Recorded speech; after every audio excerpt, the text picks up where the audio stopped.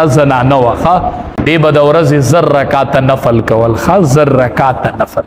الله دې زمونږ په زنانو په حال رحم وکړي. فرض مون نه کوي 1000 رکعاته نفل به کول. اوی چې دا ولې کوم تاسو خبر یې؟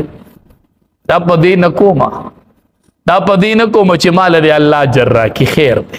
په دې نیت نه کومه دې په دې نیت کومه چې قیامت کې ټول پیغمبران ودرېږي کنه زمون پیغمبر به مدرېږي نبی کریم صلی الله علیه وسلم.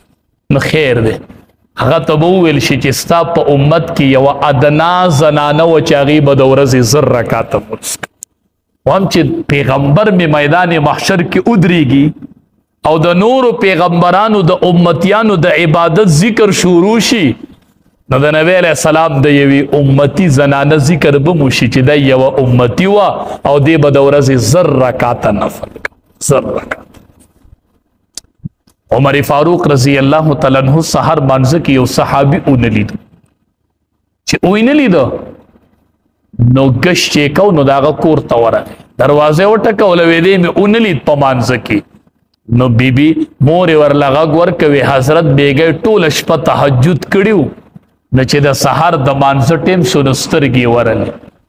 عمر فاروق رضی الله تعالی عنہ ورته په هغه ځای کې وایي ما ته د ټوله شپه د تهجد نه غوره دا دي چې زه د سحر مونځ په جمع سره وکړم. ټوله شپه تهجد نه خو چې د سحر مونځ با جماعت وکړم دا ما ته د ټولې شپې د تهجد نه غوره دي. تهجد دې ونه کم خو چې د سحر مونځ با جماعت وکړم. نو د قرآن کریم یو عظیم حکم فصل لربک مونځ کوه د خپل رب دپاره. مونځ زده کوئ مونځ زده کوئ چې دا مونځ څه ته وایي. مونځ شروع کو بس په لنډو خبره ده چې مونځ. دویم حکم نبی کریم صلی الله علیه وسلم ته دی ونحر قربانی وکړه د الله حبیب.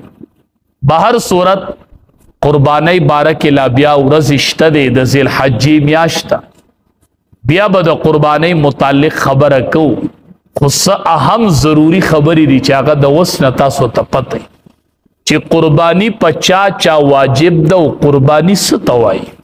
دا قربانی خو پیژنئ که نه چې دا قربانی څه ته وایي. صحابه راله نبی کریم صلی الله علیه وسلم ته فرمایي ما هذه الاضاحی الله حبیبه دا قربانی څه شی دی؟ نبی علیه السلام ورته وی سنت ابیکم دا ستاسو د پلار د ابراهیم علیه السلام سنت. دا د بابا جان سنت دی که نه دا ستاسو د بابا چې ابراهیم علیه السلام دی.